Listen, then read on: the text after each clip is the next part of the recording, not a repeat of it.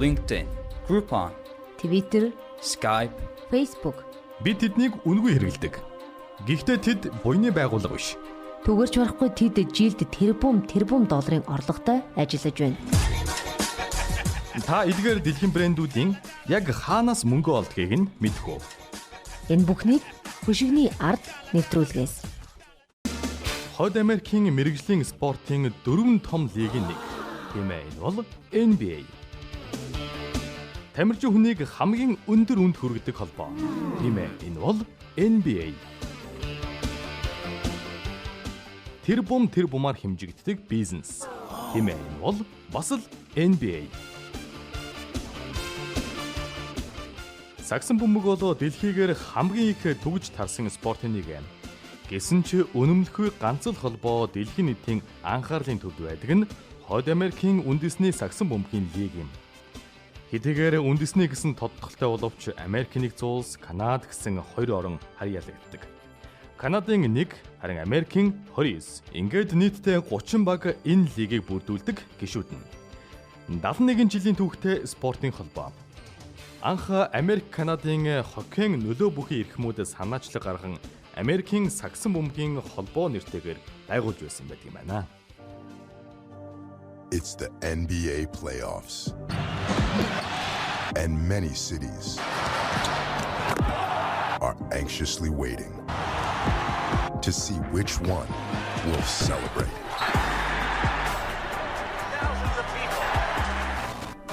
Энэ хүмүүсийн цайлан гэж гоё юм аа. Нөгөө Стефен Кэри чинь энэ жилийн NBA-гийн хамгийн өндөр цалинтай тоглогч болсон гэж шүү дээ. Хэд гэж юм? Зөвхөн энэ жилийн цалин нь $34 сая гэсэн. За одоо 1 тэрбум фэнтэй спортын одууд ч одоо ингэж үнэлэгдэхээс зүгээр яах вэ те. Харин сайхан юм уу? NBA-ийн мөнгөний машины ажиллах зарчмыг хүрэхээс өмнө багууд болон тоглогчдтой холбоотой зарим нэг сонирхолтой тоог дурдъя. Golden State Warriors багийн тоглогч Стефен Кори $201 сая үн бүхий 5 жилийн хугацаатай гэрээг байгуулад байгаа. Тэрний энэ жилийн цалин нь $34 сая бол гэрээний төгсгөлийн жилүүдэд $45 сая болж өсөх юм. LeBron 3 жилийн хугацаатай $100 сая гэрээ байгуулж байсан. Гэхдээ энэ бол NBA-ийн одуудын холбоотойгоо байгуулсан үндсэн гэрээний дүн. Үүн дээр нэмээд өөрийгөө борлуулах олон боломжууд байдаг. Жишээ нь Nike-тай хийсэн пүүзний сурчлагын гэрээгээр LeBron James түүхэнд байгаагүй амжилт үзүүлсэн байдаг. Тэр Nike-аас жилдээ $30 гаруй сая авдаг юм. Тэрний Nike-тай хийсэн гэрээний нийт үнийн дүн $1 тэрбум давж гараад байгаа. LeBron NBA-д 2003 онд орж ирсэн цагаас хойш Nike-ийн нүүр царай болж байгаа. Лигийн бусад шилдэг тоглогчид ч мөн адил чамгүй дүнгээр гэрээгээ байгуулдаг. Нөгөө талаас жилийн $17 мянган цалинтай сагсчин ч NBA-д байна. Багуудын тухайд зах зээлээс хамаарч Los Angeles Lakers, New York Knicks тэргүүднүүд орлогын хэмжээгээр бусдыгаа манлайлж байгаа. Зөвхөн энэ 2 багийн үнэлгээ нийлээд $5.7 тэрбумд хүрч байгаа талаар Forbes сэтгүүл бичжээ. Дунджаар бол NBA-ийн багуудын үнэлгээ нь $1 тэрбум хэмжигдэж байгаамаа. NBA-гийн тоглолтууд үнэхээр сэтгэл тоглоом шүү.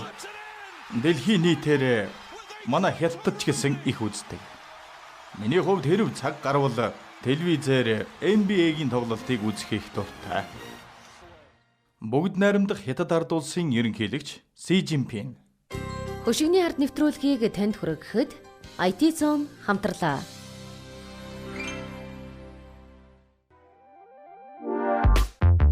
Тус бүр нь $1 тэрбум хэмжигддэг 30 багтаа гэхээр NBA өөрөө ямар үнцэнтэй холбоо болох нь ойлгогдно. Лиг өөрөө жилийн 4-5 тэрбум долларын орлоготой ажилладаг байна. Хөл бөмбөгийн хүч нөлөөнд дарагдах, техник технологийн дэвшлээс шалтгаалсан тэмцээн уралдаан үзэж сонирхох хэлбэрийн өөрчлөлт зэрэгээс хамааран сагсан бөмбөгийн олныг хамрах хүрээ улам нэмэх зэрэг байгаа. За түүнийгээ дагаад NBA-ийн орлогын дүнч сүүлийн жилүүдэд өссөөр байгаа юм. Үүнийг бизнес моделийн зөв шийдлийн үр дүн гэж тайлбарлаж болох юм.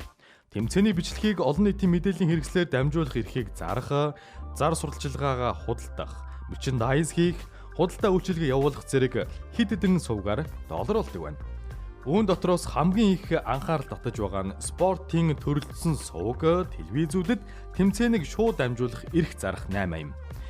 NBA 24 тэрбум долларын үнийн дүн бүхий гэрээг ESPN болон Turner Sports гэсэн спортын сувгуудтай хийгээд удааг байгаа.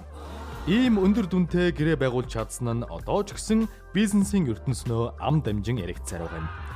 Нэрдүрдсэн 2 сувг шинэ гэрээний дагуу NBA-д жилд 2.6 тэрбум доллар төлдөг болно.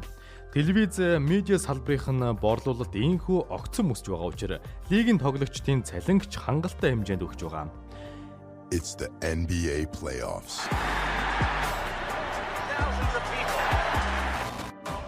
Энэ холбооны мөнгө олох дараагийн нэг сувг бол тасалбарын борлуулалт. Chicago Bulls бол цэнгэлтэд хамгийн их үзэгч татдаг баг. 2010 онд энэ багийн тоглолтыг 850 мянган хүн цэнгэлтэд үзэж байсан бол 2015 онд 875 мянга болж өсжээ. Мөн тасалбарын үн 3% өсч $54 хүрсэн байна. Тасалбарын үнийн дээд амжилтыг Нью-Йорк Никс баг эзэмшдэг байна. За энэ багийн тоглолтын тасалбар $130 хүртэлсэн удаатай. Америкийн гэр бүл NBA-ийн дуртай багийнхаа тоглолтыг амьдаар үзэхэд тасалбар, хоол унд, үйлчилгээ, машины зогсоол гээд нийтдээ зардал дунджаар $333 зарцуулдаг гэсэн тооцоо байдаг. За мөн лиценз спортын гэрээний орлого NBA-д багахгүй мөнгө авчирдаг. Жишээ нь холбоо 2018 оны улирлын эхэнд Adidas-та хийсэн байсан гэрээгээ цуцалж Nike-та хамтрахаар болсон. Nike-та $1 тэрбум гэрээ хийсэн нь өмнөх гэрээний дүнгээс 245%-аар илүү гараад байгаа юм. За мөн Coca-Cola-гоос татгалзаж Pepsi-тэй шинэ гэрээ байгуулсан зэргийг дурдж болох юм. Хувцас хэрэглэл, пүүз, бэлэг дурсгалын худалдаа, цэнгэлтгүүд дэх хоол унд болон бусад бүх төрлийн үйлчилгээ гэх мэтээр нэмэлт орлогын их сурвалжууд NBA-д олон байдаг юм аа.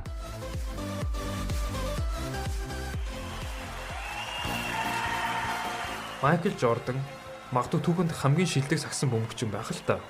Гэхдээ тэрэнд багийн хамт олон байгаагүй байсан бол аваргын цомыг 6 удаа хүртэж чадахгүй л байсан болов. Америкийн бизнесмен Марк E. Hyman National Basketball Association буюу үндэсний сагсан бөмбөгийн холбоог үүсгэн байгуулагчид нь анх мөнгө олох зорилготой бизнесийн байгууллага бий болгоно гэж зорж байгаагүй нь лавтай. Гэсэн ч олон жилийн урт хугацааны үйл ажиллагаа, танигдалт, нэр хүндийнхээ үр дүнд өдгөө тус холбоо, шалгарч батлагдсан нэлээд сайн модель дээр үндэслэгдсэн мөнгөний машин нэгэн тулжээ. Мэдээж хэрэг спорт. Тэр дундаа сагсан бөмбөг гэдэг энэ энгийн хэрнээ уй думгүй тоглоом. Хүн төрлөختний байнгын хэрэгцээ байсаар ирсэн нь NBA өнөөдөр хүртэл баттай оршин тогтнож байгаагийн их үндсэн юм а.